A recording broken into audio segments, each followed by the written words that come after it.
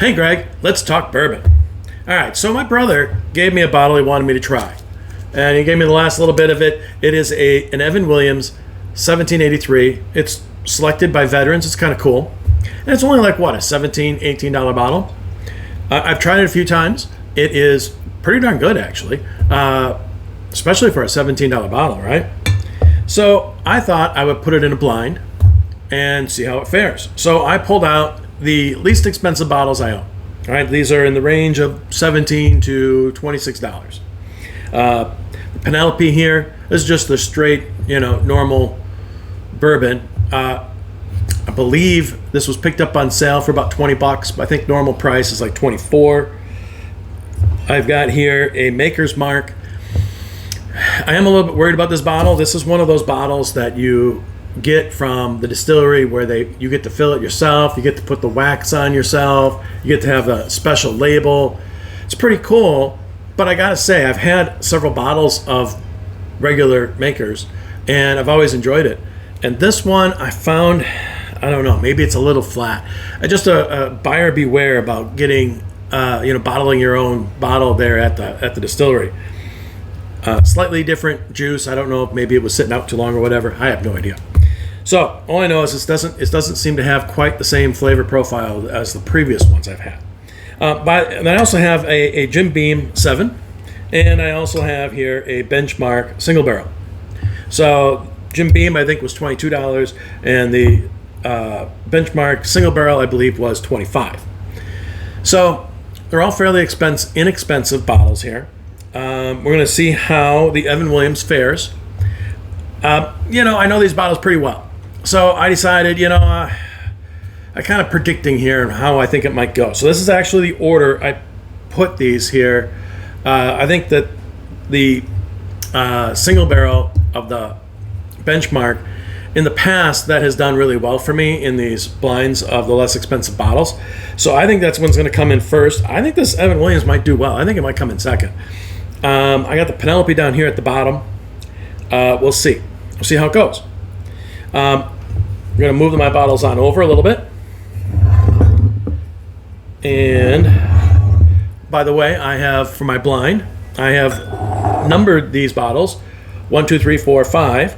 And there are stickers on the bottoms of these glasses with corresponding numbers so that I can identify them, but I will refer to them, seeing that I don't know what order they're in, refer to them as from A to E. And here we go. Letter A. Well, I gotta say this is a rather light smelling, light notes, like pear, vanilla, maybe with a little bit of cinnamon to it. Just a little though. Maybe just a little bit of the baking spices. But it's pretty nice. Letter B. It's a little less on the nose. A little more muted, but it has a lot of similar notes. Although I get maybe a little bit of cloves in this one, in addition to probably a vanilla, some kind of a light fruit.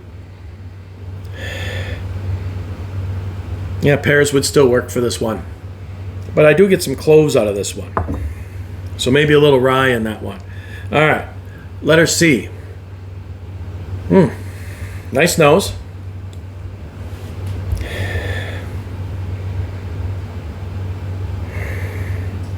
It's a little nutty. It's a little cinnamon, caramel. It's very nice. Letter D. Nose isn't quite as strong as the others.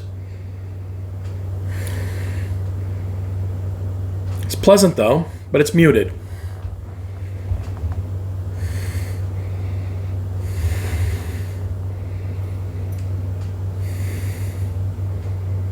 A little bit of caramel, a little bit of baking spices. That's about all I get out of that one.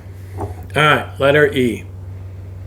Oh, wow. This has the best, or I should at least say the strongest nose of the bunch. Wow. This one smells tasty.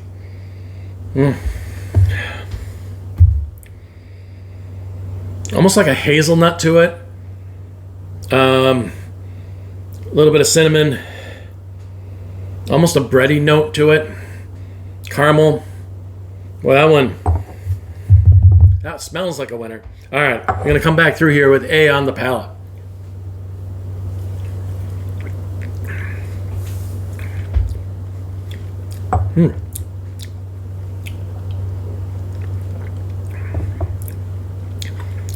I know I had said that this was rather light. I believe I said pears, vanilla.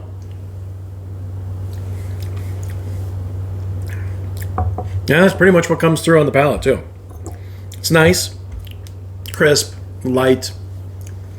It's not really wowing, but then none of these are cast strength, and I'm more of a cast strength guy, so, that's just the way this is going to go. I think all of these are going to be not quite the power, the oomph that I'm looking for. Letter B. I think I had said this had a muted nose. It's a little muted on the palate as well, although I have to say it's a little more viscous, a little more syrupy than the last one.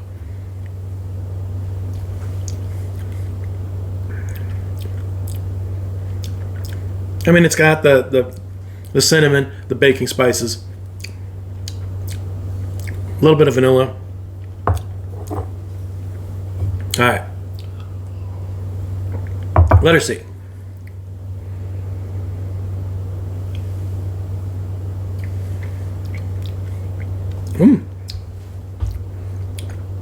That's tasty. Now, I think I said that this was a little nutty on the nose. I'm not necessarily getting that here on the palate. On the palate, I get, some green apple. Or pear. I get some cinnamon. I get some baking spices. Maybe a little nutmeg. That was a good one.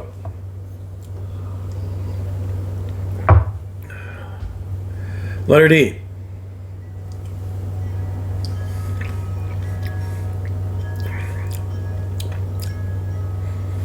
So this was another one where I said that it had a muted nose. And it's nice. But I mean, I could drink this when I wake up in the morning. I mean, this is pretty, it tastes a little watered down.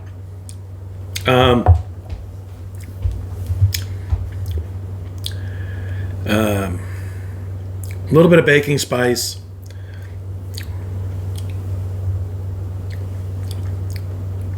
With a little bit of vanilla. Yeah, quite a bit of vanilla, actually.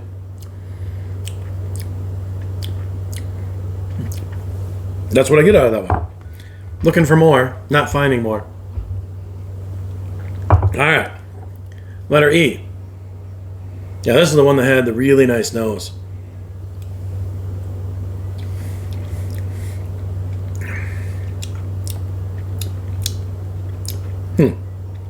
I remember saying that I had hazelnut on the nose.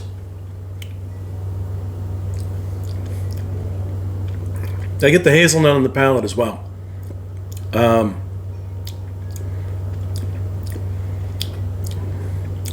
Although the baking spices really start to kick in. This might be the spiciest of these glasses.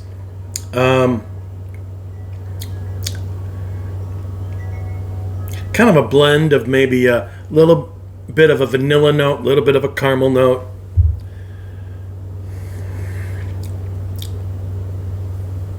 It's pretty good. It's pretty good. All right. Time to eliminate a glass. Now, I'm going to go right to the two that I thought were a little muted on both the nose and the palate.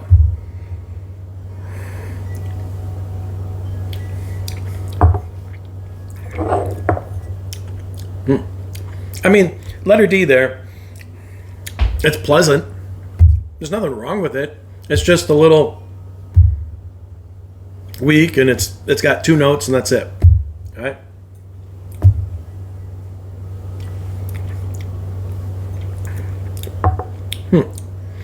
This one I almost get a little butteriness to it, which is, I wonder if that tells me which bottle this is, because one of these historically does give me some butteriness. But usually that doesn't work out for me. Usually I'm wrong. But yeah, I'm getting some butter. Yeah. And the cloves come through a little bit. Very light on the cloves. I'm getting a lot more of that butteriness with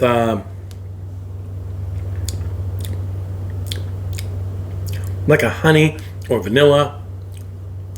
Probably more of a vanilla. I don't know, if you kind of separate that butteriness from the sweetness, it kind of gives it, the sweetness becomes more of a honey. On the other hand, if you let them combine a little bit, you kind of end up with more of a creamy vanilla. Just depends on how you want to let your mind think about it.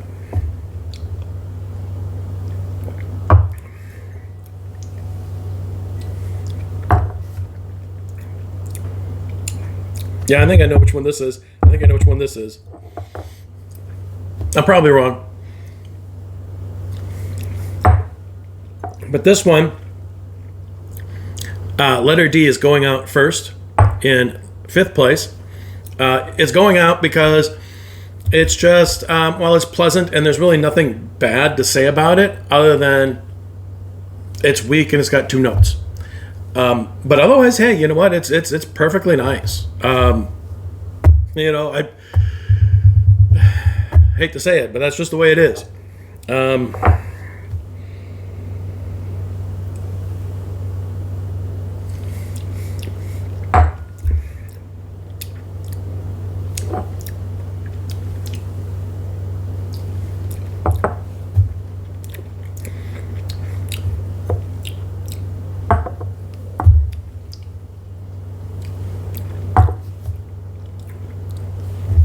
Huh.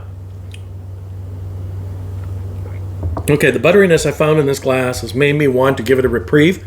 I was going to go immediately saying B is out in 4th, but I'm not so sure anymore.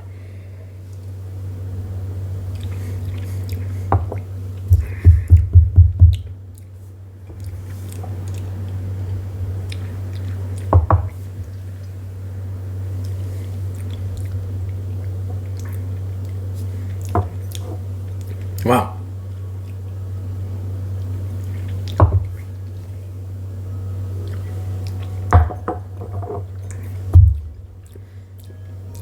You know, this is a little light, like I said, but it's tasty. It's tasty. And these two here, the A and the C, aren't that much stronger. It's not like they're, have a dominating flavor over it.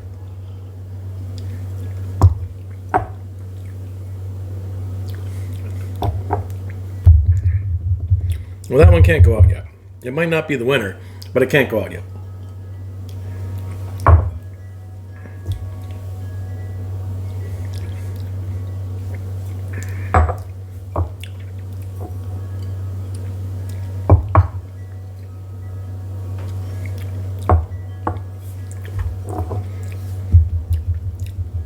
They're so similar.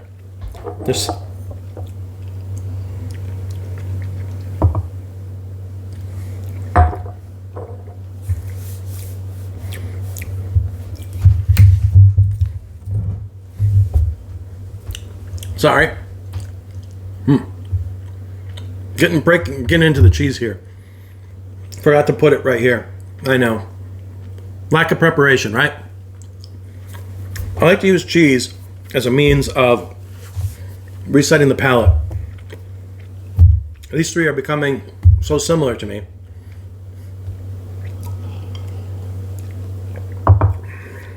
I need to separate them.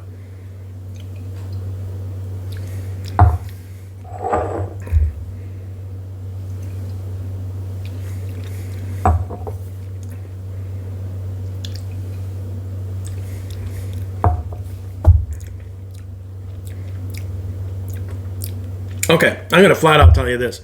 These three could go in any order. They really could.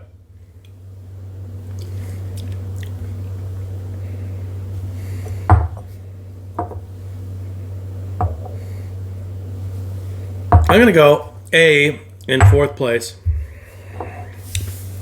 Like I said, these three are similar. I mean, in this environment, it's hard to pull the differences out between them.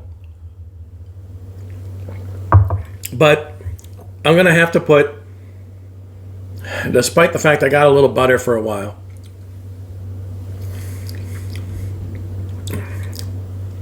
yeah, that's still there. I like that. But still, it is a little light in comparison to some of the others. So I'm going to put that out in third place.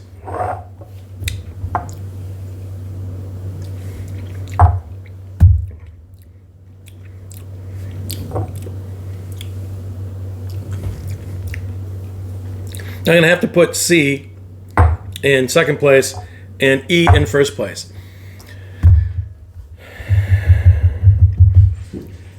They really could. There's a lot of things you could change around here.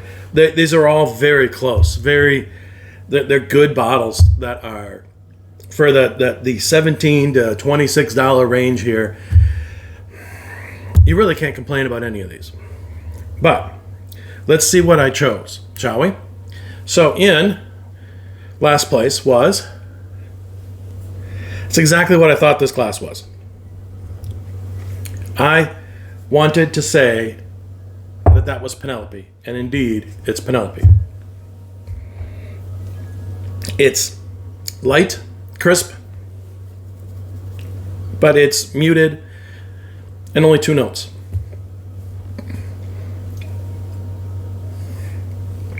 Yeah. I didn't have a guess on this one. I have a guess on the next one.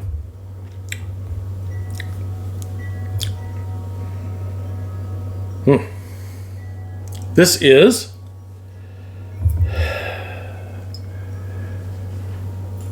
the Evan Williams 1783. Now, I did say that it could have gone as high as second or it could go as low as fourth, and I ended up going this route. I had a really hard time picking out between these next three. It's good. I don't know. It's in the mix, but, beyond that, I can't say. All right, this next one I thought was Maker's. Maker's sometimes gives me a butter note to it. Yeah. And it's Maker's. All right. So we are down to the Jim Beam 7 and the Benchmark Single Barrel. So in second place, Jim Beam 7.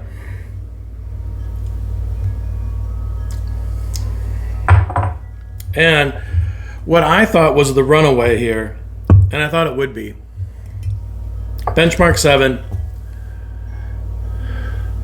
This is number 5 on the bottom of the glass there.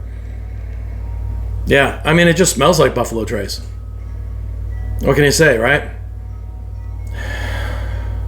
And it's got the strongest nose of the bunch. It just smells tasty.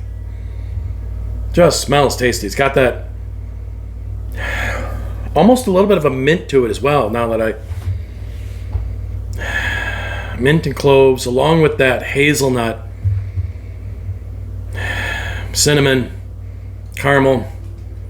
Yeah, it just has that distinctive Buffalo Trace smell to it. All right, so there you go. There's my today's blind. I am sad to see that the Evan Williams 1783 finished in 4th place, but that's how life goes. Hope you enjoyed it. Peace out.